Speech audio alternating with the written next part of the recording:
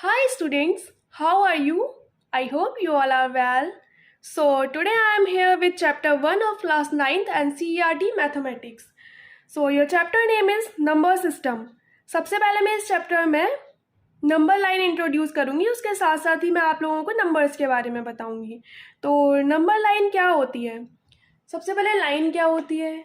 Line का मतलब क्या होता है कि हम उसे दोनों साइड से जितनी हमें ज़रूरत हो हम उसको एक्सटेंड कर सकते हैं। अगर हम उसको एक्सटेंड नहीं कर पा रहे हैं ना, तो हम उसको लाइन नहीं बोलेंगे, उसको हम सेगमेंट बोलेंगे। फॉर एग्जांपल, अगर मैंने तुम लोगों को बोला एक 6 सेंटीमीटर की लाइन ड्रॉ करो, तो वो 6 सेंटीमीटर की लाइन अगर मैंने ड्रॉ कर दी, अब वो सेगमेंट हो गया, क्योंकि उसकी जो लेंथ है वो फिक्स हो गई। लाइन की लेंथ जो है वो फिक्स नहीं होती है। तो लाइन को हम कितना भी एक्सटेंड कर सकते हैं, जितनी हमें नीड होगी हम उतना एक्सटेंड कर सकते हैं, लेकिन सेगमेंट को हम एक्सटेंड नहीं कर सकते। तो इसीलिए इसको बोलते हैं नंबर लाइन। अब नंबर क्यों बोलते हैं? क्योंकि इस लाइन पर हमने नंबर्स को रिप्रेजेंट किया हुआ है, तो इसलिए इसका नाम है नंबर लाइन। ठीक है, अब देखो इस पे यहाँ पे कुछ नंबर्स मैंने यहाँ पे रिप्रेजेंट करे हुए हैं। अब नंबर्स हम सबसे पहले हम क्या करते हैं, नंबर लाइन पर मिडिल में 0 को रिप्रेजेंट करते हैं। फिर उसके बाद राइट साइड पॉजिटिव नंबर्स को और लेफ्ट साइड नेगेटिव नंबर्स को। अब सबसे पहले देखो मैं एक तरीके से समझाती हूँ। सपोज दैट तुम यहाँ पर खड़े हो, 0 के ऊपर खड़े हो, उसके बाद तुम राइट साइड आगे चलते जाओ और तुम्हारे पास एक बैग है। उस बैग में तुमने सारे नंबर्स को कलेक्ट कर लिया। 1 को लिया, 2 को लिया, 3 को लिया, 4, 5, 6, 7। ये लाइन है ना, तो आगे एक्सटेंड होकर जितने भी हमारे पास नंबर्स होते हैं सब आ जाएंगे इसमें। तो 1 से तुमने लेना स्टार्ट किया है, तो 1, 2, 3, 4 वो जो सारे नंबर आ रहे हैं, वो नंबर्स तुम्हारे बैग में जो तुमने डाले हैं वो कौन से नंबर्स हैं? वो नेचुरल नंबर्स ही तो हैं। नेचुरल नंबर्स क्या होते हैं? जो 1 से स्टार्ट होते हैं और काउंटिंग हमारी जहाँ तक जाती है वहाँ तक ये जाते हैं, 1, 2, 3, 4, 5, 6, 7, 8, 9, 10 एंड सो ऑन। तो अभी तुम्हारे बैग में क्या है? नेचुरल नंबर्स है। तुमने 1 से स्टार्ट किए नंबर लेना अपने बैग में, और जहाँ तक काउंटिंग जाती है तो वहाँ तक तुमने अपने सारे नंबर्स ले लिए। तुम्हारे पास क्या है? Natural number. अब वापस लौट के आओ, जहाँ पर तुम खड़े थे वहीं पे लौट के आओ। तो क्या रह गया था लेना? 0 तो रह ही गया था लेना। अब तुमने अपने बैग में 0 भी डाल लिया, तो तुम्हारे पास क्या हो गया? अब तुम्हारे पास नेचुरल नंबर्स थे तुम्हारे बैग में, अब तुमने उन नेचुरल नंबर्स के साथ 0 को भी डाल लिया। तो अब वो मिलाकर कौन से नंबर्स कहलाएंगे? Whole numbers. देखो नेचुरल नंबर्स में जो नंबर्स स्टार्ट हो रहे थे वो 1 से स्टार्ट हो रहे थे। नेचुरल नंबर में 0 नहीं आ रहा था, लेकिन जब तुमने दोबारा उसमें 0 को भी ऐड कर लिया, नेचुरल नंबर्स में ही 0 को अगर ऐड कर लिया, तो वो कौन से नंबर्स कहलाते हैं? Whole numbers. ठीक है, अब उसके बाद नेचुरल नंबर और होल नंबर समझ में आ गए। उसके बाद हम लेते हैं, अब बैक में जाते हैं। हम बैक में हमारे पास कुछ नंबर्स तो रह ही गए थे जिनको हमने नहीं लिया था। ये वाले नंबर तो रह ही गए थे, ये वाले ही तो लिए थे हमने पहले, और 0 भी ले लिया, फिर होल नंबर बन गए। अब ये वाले नंबर तो रह ही गए, तो बैक में जाते हैं। अब ये जो नेगेटिव वाले नंबर्स हैं इनको भी ले लेते हैं अपने बैग में उनके साथ। -1, -2, -3, -4, -5, -6 एंड सो ऑन। जहाँ तक काउंटिंग जाती है ऐसी माइनस में सारे नंबर्स जाएंगे। तो अब तुम्हारे बैग में जो नंबर्स हैं वो कौन से नंबर्स हैं? सारे पॉजिटिव नंबर्स हैं तुम्हारे पास, 1, 2, 3 वाले। 0 भी है तुम्हारे पास, और माइनस वाले भी सारे नंबर्स हैं तुम्हारे पास। तो वो कौन से नंबर्स कहलाते हैं? इंटीजर्स, जिसको कि हम Z से रिप्रेजेंट करते हैं। नेचुरल नंबर्स को कैपिटल N से रिप्रेजेंट करते हैं, होल नंबर्स को कैपिटल W से रिप्रेजेंट करते हैं, और इंटीजर्स जो कि मैंने अभी बताया जिसमें कि 0 भी मतलब सारे होल नंबर्स भी आ रहे हैं, और इधर के जो नेगेटिव नंबर्स होते हैं वो भी सारे आ रहे हैं, वो कहलाते हैं इंटीजर्स, जिसको कि हम Z से रिप्रेजेंट करते हैं। अब देखो, अब बोलो कि नंबर लाइन पे अभी भी कुछ नंबर रह गए हैं जो कि हमने अपने बैग में नहीं डाले थे। अब कौन कौन से नंबर रह गए हैं? 1/2, 1/4, -1/3। तो ये जो अपॉन वाले जितने भी नंबर हैं, रेशनल फ्रैक्शन के फॉर्म में जितने भी नंबर हैं हमारे पास, वो सब रह गए। वो तो अभी हमने अपने बैग में डाले ही नहीं थे। तो अब जो बचे हुए जितने भी सारे नंबर्स थे वो भी हमने अपने बैग में डाल लिए। नेचुरल नंबर्स थे हमारे पास, 0 ऐड कर दिया था, होल नंबर्स हो गए थे, नेगेटिव वाले नंबर्स भी ऐड कर दिए तो इंटीजर्स हो गए थे। अब हम उसमें ये वाले नंबर्स भी ऐड कर लेंगे अपने बैग में, तो हमारे पास बैग में कौन से नंबर्स हो गए? रेशनल नंबर्स हो गए। ठीक है, अब देखो नेचुरल नंबर अच्छे से समझ में आ गया होगा, होल नंबर और इंटीजर्स अच्छे से समझ में आ गए होंगे, लेकिन रेशनल नंबर क्या होता है ये एक बार मैं अच्छे से एक्सप्लेन कर देती हूँ। रेशनल नंबर कौन से नंबर्स होते हैं, पहले डेफिनेशन देख लो। Numbers are in the form of p upon q, वो नंबर्स जिसको कि हम पी अपॉन क्यू की फॉर्म में लिखते हैं। पी अपॉन क्यू का मतलब क्या हो गया, एक नंबर ऊपर होगा न्यूमरेटर में और एक नंबर होगा डिनोमिनेटर में। ये जो ऊपर वाला नंबर होता है इसको हम न्यूमरेटर बोलते हैं और नीचे वाला नंबर होता है उसको डिनोमिनेटर, ये तो आप लोगों को पता ही होगा। तो where P and Q are integers, ये जो न्यूमरेटर और डिनोमिनेटर हम लेंगे उस नंबर में वो दोनों इंटीजर्स होने चाहिए, इंटीजर्स वाले सेट में से आने चाहिए, इस वाले कलेक्शन में से आने चाहिए। जैसे कि अब मैंने इसमें से उठा लिया 1 और नीचे के लिए उठा लिया मैंने -2, तो 1 अपॉन -2 ये क्या हो जाएगा, एक रेशनल नंबर हो जाएगा। उसके लिए एक कंडीशन और होती है। अब मैं यहाँ पे बोल रही हूँ कि P और Q ये हमारे पास दो इंटीजर्स होने चाहिए, तो हम कोई से भी इंटीजर उठा सकते हैं। हम P की जगह पे 0 भी उठा सकते हैं, Q की जगह पे भी 0 उठा सकते हैं, लेकिन नहीं, ये कंडीशन है कि P की जगह पे तो तुम 0 उठा लो, चलता है। And Q is not equal to 0, Q हम 0 नहीं ले सकते कभी भी रेशनल नंबर में, 0 को डिनोमिनेटर में हम कभी नहीं ले सकते। Q is not equal to 0, मैंने यहाँ लैंग्वेज में भी लिख दिया था और यहाँ Q is not equal to 0 ऐसे करके भी लिखेंगे। The collection of rational numbers is denoted by Q, और इस कलेक्शन को हम Q से डिनोट करते हैं। जैसे इनका मैंने डिनोशन बताया था ना, इसको कैसे कैसे डिनोट करते हैं, वैसे ही रेशनल नंबर्स को हम किससे डिनोट करते हैं, Q से डिनोट करते हैं। अब देखो रेशनल नंबर्स,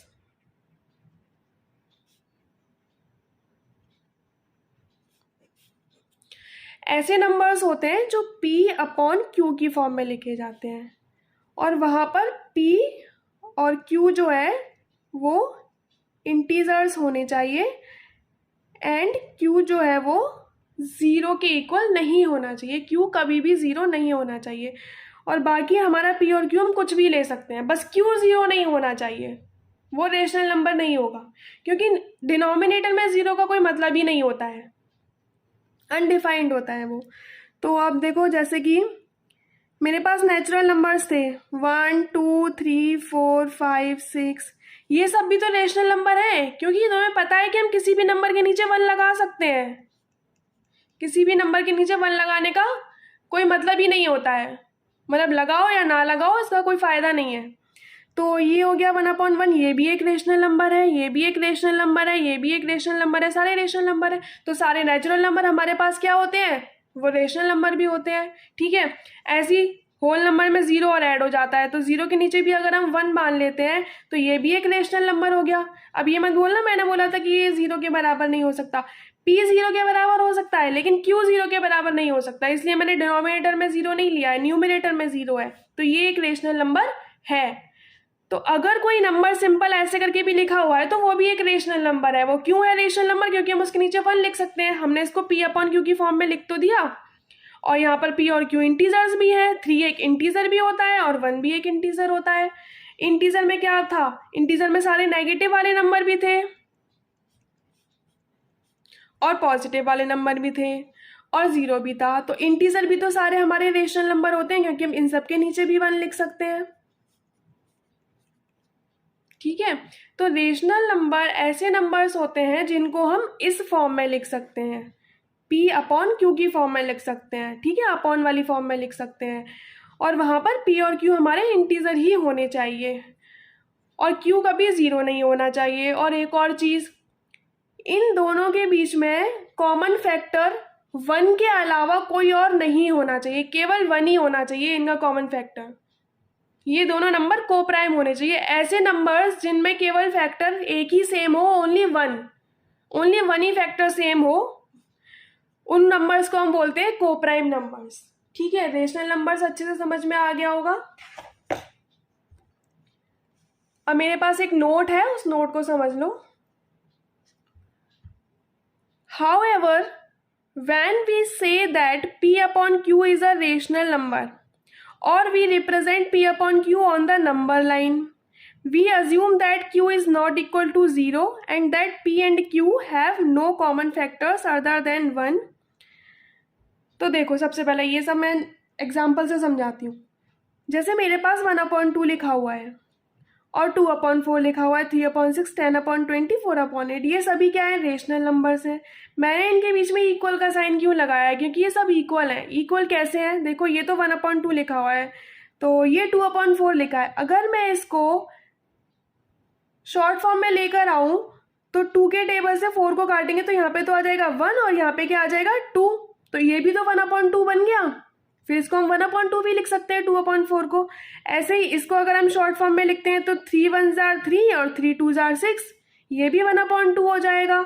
वैसे ही इसको भी 10 1s are 10, 10 2s are 20, ये भी 1/2 हो जाएगा। 4 1s are 4, 4 2s are 8, ये भी 1/2 हो जाएगा। तो इसलिए ये जितने भी रेशनल नंबर्स हैं वो एक दूसरे की इक्विवेलेंट हैं।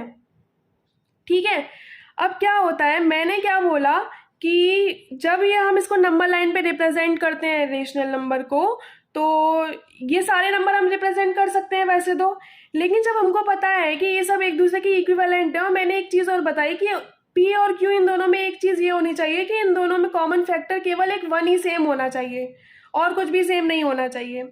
तो इसलिए हम इसकी शॉर्ट फॉर्म कोई अगर हमको बोला जाए इस पर रिप्रेजेंट करने के लिए इनमें से किसी भी नंबर को, तो हम 1/2 को ही लेंगे, इसी को चूज करेंगे हम रिप्रेजेंट करने के लिए। मतलब जिस नंबर को हमें रिप्रेजेंट करने के लिए बोला जाए उसकी शॉर्ट फॉर्म को लो रिप्रेजेंट करने के लिए। तो ये हो गया हमारा रेशनल नंबर। रेशनल नंबर में बस मेन चीज़ यही थी कि P/Q की फॉर्म में लिखा जाता है और डिनोमिनेटर मतलब कि Q की जगह पर कभी भी 0 नहीं आता है। ऐसे नंबर्स को हम रेशनल नंबर्स बोलते हैं। ठीक है, अब देखो हमारी नंबर लाइन कंप्लीट हो गई। हमारी नंबर लाइन पर जितने भी नंबर्स थे वो मैंने आप लोगों को समझा दिए। अब लेकिन अभी भी अब कुछ नंबर्स ऐसे रह गए हैं जो हमने अपने बैग में नहीं डाले हैं। नंबर लाइन पर अभी भी कुछ नंबर ऐसे हैं, मैंने अभी यहाँ नहीं डाले हैं वो नंबर, लेकिन मैं बता रही हूँ, वो तुम लोग आगे पढ़ोगे। अभी भी कुछ नंबर्स ऐसे हैं जो हमने अपने बैग में नहीं डाले हैं। उन्हीं नंबर्स को हम बोलते हैं इरेशनल नंबर्स, जिसके बारे में हम एक्सरसाइज 1.2 में पढ़ेंगे। तो अभी जो हमने रेशनल नंबर पढ़ा है। अच्छा, एक और चीज़, जैसे यहाँ पर हमने दो नंबर, यहाँ पर जैसे 2 नंबर लिखे हुए, कोई भी 2 नंबर ले लो, मैं बिल्कुल पास वाले नंबर्स को ले रही हूँ, 0 और 1/4। ये एकदम पास है, तो तुम लोगों को ऐसा लग रहा होगा कि इनके बीच में कोई नंबर नहीं आएगा, लेकिन ऐसा नहीं है। नंबर लाइन पर जितने भी नंबर लिखे हुए हैं ना, उनके बीच में जो गैप है, उस गैप में अभी भी काफ़ी सारे रेशनल नंबर आएंगे। जैसे 0 और 1 के बीच में मैंने अभी केवल 2 ही नंबर्स लिखे हैं, 2 ही रेशनल नंबर लिखे हैं ना, 1/4 और 1/2, तो केवल 2 ही नंबर नहीं आएंगे, यहाँ पर काफ़ी सारे रेशनल नंबर आएंगे। इन दोनों के बीच में भी बहुत सारे रेशनल नंबर आएंगे, इनफाइनाइट रेशनल नंबर्स आएंगे। ठीक है, तो अभी आगे ऐसे क्वेश्चंस आएंगे कि इन, जैसे अभी मैं एग्जांपल के लिए बोल रही हूँ कि 1 और 2 के बीच में 5 रेशनल नंबर निकालिए, तो ऐसा नहीं है कि केवल 5 ही होते हैं, इनफाइनाइट रेशनल नंबर्स होते हैं, लेकिन 5 निकालने के लिए बोला तो हम 5 निकालेंगे। और ऐसा नहीं है कि सारे बच्चों का आंसर सेम ही आए, क्योंकि बहुत सारे रेशनल नंबर होते हैं।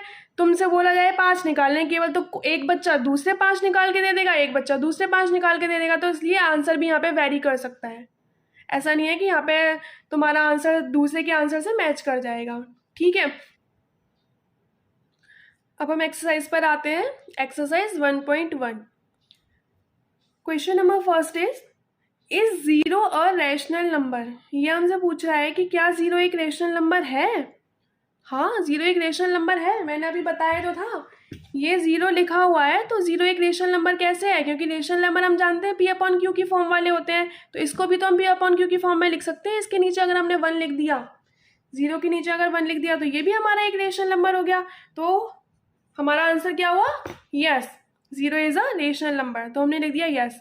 अब उसके बाद क्या पूछ रहा है, can you right it in the form of P/Q। क्या तुम इसको P/Q की फॉर्म में लिख सकते हो। यस, लिख सकते हैं। 0 को हम 0 के नीचे अगर हमने 1 लिख दिया, तो ये भी हो गया P/Q की फॉर्म में। और ये तो 0 है, 0 के नीचे तो कुछ भी नंबर लिखो, उसका आंसर तो 0 ही आएगा। तो हम इसके नीचे 2 भी लिख सकते हैं, 3 भी लिख सकते हैं, 4 भी लिख सकते हैं, तो उसका कोई मतलब थोड़े ना है, कुछ भी लिखो, बस हमें तो P/Q की फॉर्म में लिखना है। तो 0 को 0.1 भी लिख सकते हैं, 0.2 भी लिख सकते हैं, 0.4 भी लिख सकते हैं, या फिर कोई नेगेटिव इंटीजर भी ले सकते हैं। P और Q दोनों मैंने बोला था क्या इंटीजर ही होते हैं ना, तो Q जो है उसको हम नेगेटिव इंटीजर भी तो ले सकते हैं, पॉजिटिव इंटीजर ले लो, नेगेटिव इंटीजर ले लो, एक ही बात है। तो 0 के नीचे हम कुछ भी लिख दें इंटीजर्स में से, तो यहाँ पर ये हमारा बन जाएगा रेशनल नंबर, तो इसलिए 0 एक रेशनल नंबर है। Question number second, find 6 rational numbers between 3 and 4। तो मैंने अभी तुम लोगों को बताया था 3 और 4 नंबर लाइन पे, तुम लोग देखो नंबर लाइन पे अगर हम रिप्रेजेंट करेंगे तो 3 और 4 एकदम पास पास आते हैं। तो तुम लोग तो बोलोगे कि 3 और 4 के बीच में तो कोई नंबर ही नहीं आता, लेकिन ये रेशनल नंबर बोल रहा है हमसे। तो 3 और 4 के बीच में बहुत सारे रेशनल नंबर आते हैं, हम काउंट भी नहीं कर सकते, इतने रेशनल नंबर आते हैं। तो इसलिए ये हमसे बोल रहा है कि केवल 6 रेशनल नंबर हमें निकालने हैं। तो उसके 2 मेथड होते हैं। तो मैं जिस मेथड से बता रही हूँ वो इजी है, देखना ज़रा। हमसे बोला है 3 और 4 इन दोनों के बीच में हमें निकालने हैं। तो सबसे पहले हमें कितने रेशनल नंबर निकालने हैं? 6, उसको दिमाग में रखो। तो अगर सबसे पहले तो इनको हम रेशनल नंबर की फॉर्म में लिख लेते हैं अपने नंबर्स को। इसके नीचे 1 लिख लो, इसके नीचे 1 लिख लो। ये हमारे पास क्या हो गए?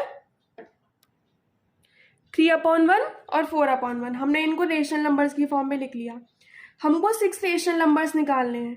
तो अगर 6 रेशनल नंबर निकालने हैं तो हम इसमें न्यूमरेटर में भी और डिनोमिनेटर में भी 7 से मल्टीप्लाई कर देंगे। मतलब जितने रेशनल नंबर वो निकालने को बोलता है उससे एक ज़्यादा नंबर से हम मल्टीप्लाई कर देते हैं। सपोज दैट अगर ये 5 रेशनल नंबर निकालने के लिए बोलता तो हम 6 से मल्टीप्लाई करते, और अगर ये 9 रेशनल नंबर निकालने के लिए बोलता तो हम 10 से मल्टीप्लाई करते, 11 रेशनल नंबर निकालने को बोलता तो हम 12 से मल्टीप्लाई करते। ऐसे ही 6 निकालने के लिए बोला है तो इसलिए हमने 7 से मल्टीप्लाई किया है, न्यूमरेटर और डिनोमिनेटर दोनों में। सबसे पहला काम क्या था हमारा कि हमने सबसे पहले हमारे जो 3 और 4 नंबर थे उनको रेशनल नंबर की फॉर्म में लिखा, उनके नीचे 1 बांधकर, फिर उसमें हमें 7 से मल्टीप्लाई कर दिया। उसके बाद हम इसे सॉल्व करेंगे। 3 7s are 21, 1 7s are 7, 4 7s are 28, 1 7s are 7। तो ये 3 की जगह पे हमें मिल गया 21/7 और 4 की जगह पे हमें मिल गया 28/7। हमें 3 और 4 के बीच के नंबर्स निकाल लेते 6। तो अगर हम इन दोनों के बीच के नंबर्स निकाल देंगे तो बात तो एक ही पड़ेगी ना, 3 के बराबर ही तो है 21/7 और 4 के बराबर है 28/7। अब देखो इन दोनों के बीच के नंबर कैसे निकलेंगे। 21/7 ये है, इसको हमने 3 माना है, और यहाँ 28/7 ये है हमारा 4। इनके बीच के नंबर्स लिखने हैं। तो देखो दोनों का डिनोमिनेटर तो सेम है, न्यूमरेटर हमको चेंज करते रहना है बस। 22/7, 23/7, 24/7, 25/7, 26/7, 27/7। कितने हो गए? 1 2 3 4 5 6। तो 3 और 4 के बीच के रेशनल नंबर्स हमारे पास हो गए 6। ठीक है, इस तरीके से हम रेशनल नंबर निकालते हैं। और दूसरा एग्जांपल बता देती हूँ। और जैसे 4 और 5 के बीच के 5 रेशनल नंबर्स निकालने को बोलता है। तो सबसे पहले तो एक काम करना है, हमें इनको रेशनल नंबर की फॉर्म में चेंज करना है। उसके बाद अगर 5 रेशनल नंबर निकालने को बोला है तो हम किससे मल्टीप्लाई करेंगे? 6 से मल्टीप्लाई करेंगे दोनों साइड। कितना हो जाएगा? 4 6 are 24, 6 1 are 6, 5 6 are 30 और 6 1 are 6। तो अब देखो 24/6 4 की जगह पे आया है, और 30/6 5 की जगह पर आया है। इनके बीच के हमें नंबर्स लिखने हैं 25/6, 26/6, 27/6, 28/6, 29/6। 1 2 3 4 5 रेशनल नंबर्स निकालने को बोले थे, 5 रेशनल नंबर्स हमारे पास आ गए। तो किन्हीं भी दो नंबर्स के बीच के रेशनल नंबर्स हम कैसे निकालते हैं? इस तरीके से निकालते हैं। और अगर हमने केवल 5 निकाले हैं तो ऐसा नहीं है कि इन दोनों के बीच में केवल 5 ही रेशनल नंबर्स हैं, इन दोनों के बीच में काफ़ी सारे रेशनल नंबर्स हैं, अभी भी इनफाइनाइट रेशनल नंबर्स हैं। लेकिन 5 निकालने को बोला था तो हमें तो 5 से ही मतलब है, तो हमने 5 निकाल दिए। Question number 3, find 5 rational numbers between 3/5 and 4/5। ये तो ऑलरेडी रेशनल नंबर की फॉर्म में लिखे हुए हैं, तो इसे तो हमें नीचे 1 लगाने की ज़रूरत है नहीं। इसको भी सेम मेथड से ही निकालेंगे। तो 5 रेशनल नंबर निकालने को बोला है, तो इसलिए हमने इसमें दोनों साइड 6 से मल्टीप्लाई किया है। वैसे ही इसमें भी 6 से मल्टीप्लाई किया है, तो यहाँ पर कितना आ जाएगा, 3 6 जार 18 और 5 6 जार 30, और ये हो जाएगा 4 6 जार 24, 5 6 जार 30। तो 18/30 और 24/30 इन दोनों के बीच के रेशनल नंबर्स लिखने हैं हमें। तो 18 के बाद क्या आता है, 19, 19/30, 20/30, 21/30, 22/30, 23/30, उसके बाद तो 24/30 आएगा ही। तो 5 निकालने को बोला था, हमने निकाल दिए 5। ये हो गया हमारा question number 3। Last question is question number 4। Question number 4 में हमको क्या करना है, एक स्टेटमेंट दे रखा है और बताना है कि वो ट्रू है या फॉल्स है, और उसका हमें रीज़न भी बताना है। तो देखो, फर्स्ट है every natural number is a whole number. तो सारे नेचुरल नंबर होल नंबर होते हैं या नहीं होते हैं। नेचुरल नंबर्स में आते हैं हमारे पास 1 से लेके सारी काउंटिंग जो होती है 1 2 3 4 5 6 एंड सो ऑन, और होल नंबर्स में हमारे पास 0 और ऐड हो जाता है। तो जो भी नेचुरल नंबर्स होते हैं वो सभी होल नंबर्स में आते ही हैं हमारे पास, तो इसलिए इसका आंसर क्या हो जाएगा, यस। सिंस रीजन क्या हो जाएगा, since the collection of whole numbers contains all the natural numbers. Whole numbers का जो कलेक्शन होता है वो सभी नेचुरल नंबर्स को कंटेन करता है। देखो मैं लिख के बताती हूँ। होल नंबर्स में हमारे पास आते हैं 0 1 2 3 4 5 एंड सो ऑन, और ये तो होल नंबर्स का कलेक्शन है ही। इसमें ये सभी जो है वो नेचुरल नंबर्स है, तो इसीलिए होल नंबर्स का जो कलेक्शन है वो नेचुरल नंबर्स को कंटेन करता है। Second is every integer is a whole number. सभी इंटीजर होल नंबर होते हैं, नहीं होते हैं, क्योंकि होल नंबर्स के कलेक्शन में पॉजिटिव नंबर्स ही आते हैं और 0 आता है, लेकिन नेगेटिव नंबर्स नहीं आते हैं, और इंटीजर में नेगेटिव वाले होते हैं हमारे पास। देखो इंटीजर में हमारे पास होते हैं सारे नेगेटिव वाले, और 0 उसके बाद positive.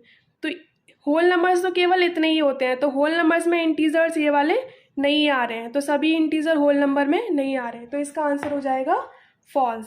Third is every rational number is a whole number. सभी रेशनल नंबर होल नंबर होते हैं, नहीं होते हैं, क्योंकि रेशनल नंबर क्या होते हैं जो P/Q की फॉर्म में लिखे जा सकते हैं, और होल नंबर में हमारे पास केवल वही नंबर आ रहे थे जो 0 1 2 3 4। तो कुछ नंबर ऐसे भी होते हैं रेशनल नंबर्स में जिनको कि हम होल नंबर्स में नहीं लिख सकते, तो जैसे कि 3/5 है, इसको हम नहीं लिख सकते। और कुछ रेशनल नंबर ऐसे होते हैं जो आते हैं, जैसे कि फॉर एग्जाम्पल 8/4।